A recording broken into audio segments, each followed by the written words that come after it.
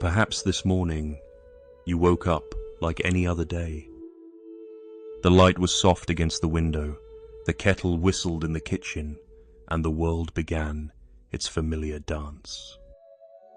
But in the silence of your own home, there was something else. A stillness. A weight that has nothing to do with the body and everything to do with the soul. For the better part of your life, you have been the pillar.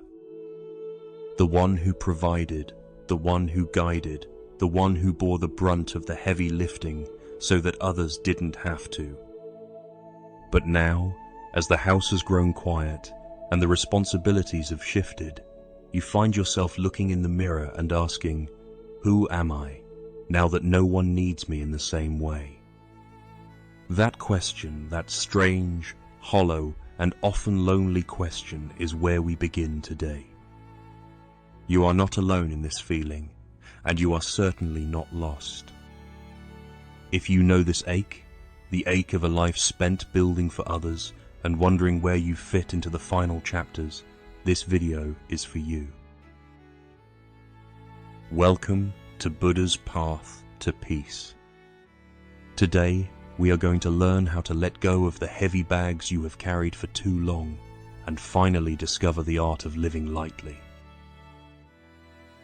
Just take a breath. Let yourself be here, right now, in this moment. Don't worry about the tasks, the aging, or the expectations of the world outside. Society, and even our own families, often push a narrative that after 70, we should be perpetually content, or perhaps finally enjoying life in a way that looks perfect on a postcard. But often, the truth is much quieter and much more complex. You are carrying a fatigue that goes deeper than the physical. It is the exhaustion of a soul that has spent a lifetime being the one in charge. And when those roles fade, it feels like losing your map in the middle of a forest. Some people might try to tell you to just move on or stay busy or count your blessings. But I want to tell you something else. You don't need to force yourself to move on. Your grief, that sense of displacement, is not a problem to be solved. Think of it as love with nowhere to go. You have so much care left in you, so much capacity to nurture, and because the world has changed, that love feels like it's pooling up, making you feel heavy. We aren't going to fix you today, because there is nothing broken about you. We are simply going to change how you look at the landscape of your life. Let's begin with a fundamental truth, the first of our 8 teachings. You are not the roles you play. Think of a heavy winter coat you have worn for 40 years. It's a sturdy coat. It protected you. It kept you warm when the winds of life were howling. It kept your family safe. This is the parent coat, the provider coat, the responsible coat. But now the weather has changed. The sun is out, the seasons have turned, and that coat is heavy. It's frayed at the edges, and it makes you stumble when you try to walk. Because you have worn it for so long, you have started to believe that you are the coat. When you take it off, you feel exposed. But look closer. The person underneath the coat, the one who feels, who dreams, who still seeks peace, that person is not the coat. That person is you. When you realize you are the wearer, not the garment, everything changes. You don't have to be needed to be valuable. You don't have to be productive to be worthy. Your existence is enough. Like the sky, which remains constant whether the clouds are stormy or clear, your true self is always there, waiting for you to simply be. This is the freedom of non-attachment, realizing that your identity is not tied to your utility. You are, and that is sufficient. There was once a traveler who had walked for miles carrying a massive, rusted iron chest on his back. Inside were his regrets, the heavy judgments of others, the expectations he had failed to meet, and his fear of being forgotten. He was hunched over, his feet dragging through the dust, panting with every single step. He met a wise old sage sitting under the shade of a gnarled oak tree. The sage watched him for a long time, then asked, "My friend, why are you carrying that chest?" The traveler gasped, "Because it's heavy, and I'm terrified to lose what's inside. It's my life." The sage smiled, his eyes twinkling, and said, "Then you are not a traveler, you are a prisoner." The traveler stopped. He looked at the chest, then at the horizon. He realized he had been walking in circles, terrified that if he put it down, he would have no identity left. Slowly, with trembling hands, he unbuckled the straps. The chest hit the ground with a loud, final thud. The man stood tall. His spine cracked. He took a deep, shuddering breath, and for the first time in his life, he saw the golden hue of the sunset instead of the dust at his feet. And what the traveler found is exactly what you are looking for today. You have reached your destination. You do not need to carry the chest anymore. And you? Are you still holding onto the chest, even though you've already arrived? You might be holding on to old relationships that no longer nourish you, just out of habit or obligation. You might be holding on to a house filled with things that belong to a version of you that doesn't exist anymore. We often forget, the clutter in your home often reflects the clutter in your heart. Every object you keep carries a memory, and if those memories are heavy, your home becomes a museum of the past instead of a sanctuary for the present. Ask yourself, does this item, this relationship, or this memory bring me peace today? If the answer is no, it is not a betrayal to let it go. It is a profound act of self-love. You aren't closing doors on your past. You are simply clearing space in your present to finally breathe.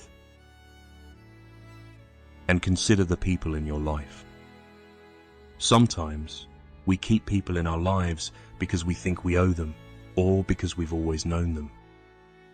But Buddhist wisdom tells us that some people are just a chapter in your book. A chapter can be beautiful, it can be painful, but it must end so the next chapter can begin. Holding on when the story has finished only muddies the ink. Let the pages turn. I want to ask you something that you might be afraid to answer. What are you afraid will happen if you finally let go of your worry? Do you fear that if you aren't anxious, you aren't careful? You have permission to feel this weight. You have permission to be tired. You have permission to change your mind about what matters. Here are 3 things that your heart wants you to know. First, your body is not a broken machine. It is your oldest, wisest teacher. Listen when it asks for rest. It is not failing you. It is asking you to slow down. Second, your age is not a decline. It is an accumulation of depth. You are not fading. You are becoming more concentrated. You are the vintage wine, not the leftover grape. Third, the end of your life's busyness is not a death sentence. It is an invitation to finally live for yourself. You did your best with the knowledge you had at the time. It is time to stop shooting yourself with the second arrow of regret. The first arrow is the life event, the loss, the mistake, the choice. That's inevitable. But the second arrow, the daggers of, I should have done better, that is the one you are shooting yourself with. Put the bow down. You have done enough. Before we close, I want to give you a small practice. A way to anchor this into your day. Sit comfortably. Let your hands rest in your lap. Close your eyes if you wish. Breathe in deep and let it all out with a sigh. With every inhale, imagine you are gathering your energy back to yourself. With every exhale, imagine you are unbuckling one strap of that heavy chest we talked about. Repeat these words with me, silently, in your mind. I am not my roles. I am the life within them. I am allowed to be still. I am finally at home. Just stay there. Nothing else needs to be done. You are safe. You are whole. The world will keep turning without your constant vigilance.